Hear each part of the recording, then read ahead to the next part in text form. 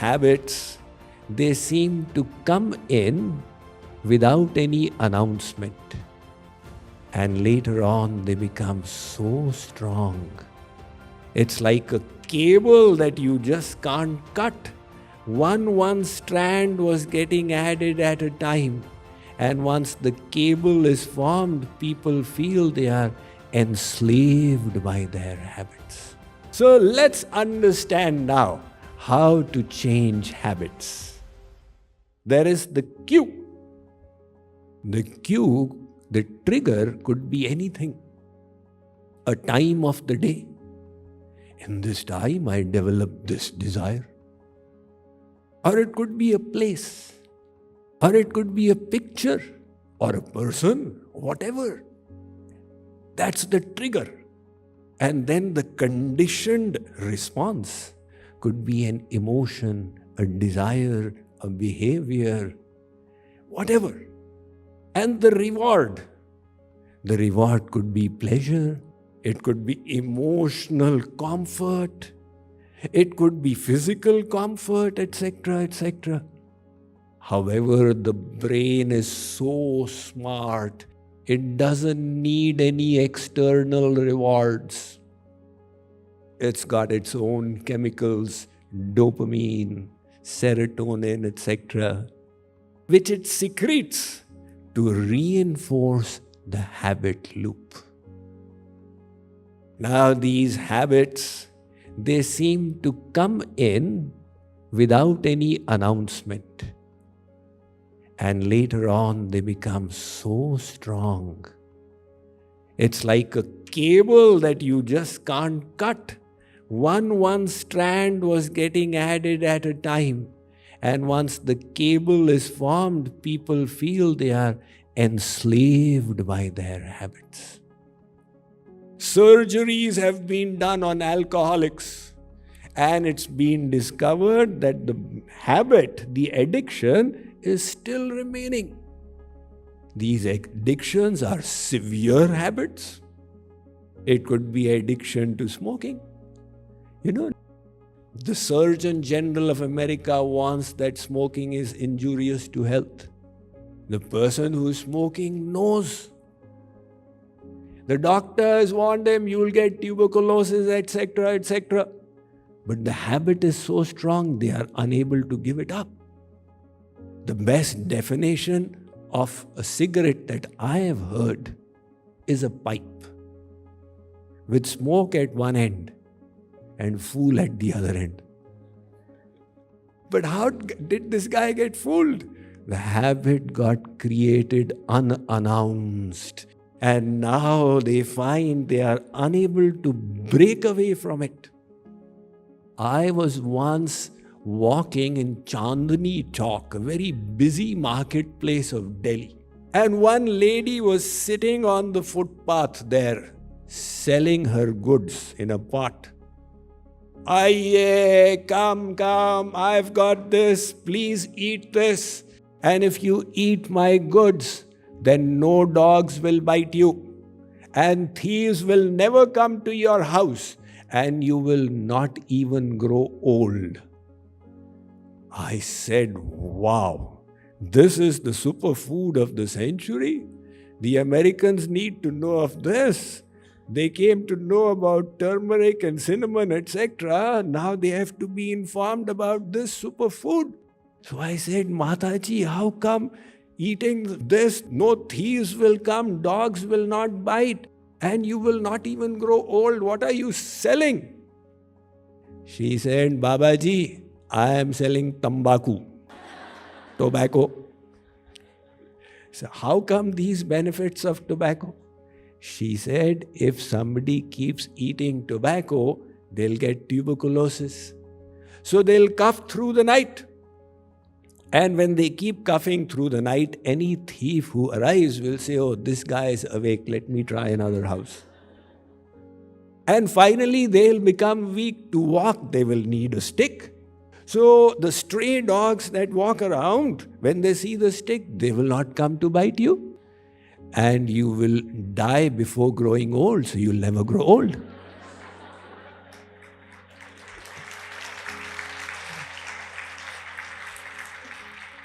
This is the power of habits. People know it but feel they can't do anything about it. Nevertheless, it doesn't have to be that way. The neuroplastic nature of the brain provides us facilities both ways. We can learn habits and we can unlearn them as well. Social researchers discovered when a fast food joint moved into a locality, so McDonald's or Baskin Robbins, etc., some people fell prey to the habit of eating junk food. It came innocently. They just arrived there, let's try the French fries. And naturally the reward, of course, was the gratification of the palate, the salt and the oil and the fried taste. And when they did it a few times, now the McDonald's sign serves as the trigger. So these companies are also very smart. They know that they have to keep the same trigger everywhere. Satya Nadella, in the year 2011, he picked up a book, Hooked: How to Create Habit-Forming Products.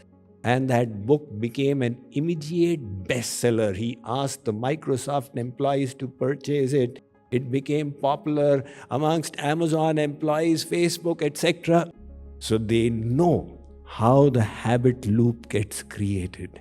There must be a constant trigger, which in this case turned out to be the fast food joint's logo. And then the conditioned response, the desire and its fulfillment leading to the reward, until they were bearing the bad effects of being hooked to junk food. But then the same social scientists also discovered that if the fast food joint happened to move away, within the space of a year or two, the habit died out. So there is hope. And that is what we need to do. Identify our bad habits and decide the habits that would work to our advantage. Dismantle the harmful ones and establish the good ones. When you see people so disciplined, eating the right things, doing the right things, does it seem to you that it's always a struggle of willpower? Arey, nahi Baba, I will not have the gulab jamun. It just comes naturally to them because they have created one habit after the other after the other. So let's understand now how to change habits. Behavior will go through 3 phases. The first is conscious incompetence. And what is that? Whenever you wish to learn some new habit, some new attitude, new mindset, in the first stage you will use your intellect completely, and yet you will be incompetent at it. Like when we all learned cycling as little children, the first time we got onto the bicycle, we had to exert our brain because our friends told us, you need to move the pedal and hold the handle and keep the balance and look in front. Our brain said 4 things together. We tried hard, but we fell. So this was the stage of conscious incompetence. But then we kept on practicing and we went to the second stage, which was conscious competence. Now, we were exerting ourselves consciously and we became competent in the same thing. Now there was no question of falling from a bicycle. I used to do it when I was 5-year-old. Now it's okay. And we kept on practicing until we came to the third stage, which was unconscious competence. Now we've achieved such ability, such mastery over it, that while doing it, we can even think of other things. So your friend is cycling along, you're speaking to your friend, and you're even leaving the handle because the brain is able to balance even without catching the handle. So likewise, when you wish to create a new habit, remember these 3 stages will appear. In these, the first stage, conscious incompetence, will require the most effort. The second stage, conscious competence, will require less effort. And the third will require the least effort. Like I remember, when Apollo 11 took off, I was a little child in 1969. And I still remember it had those 3 fuel tanks.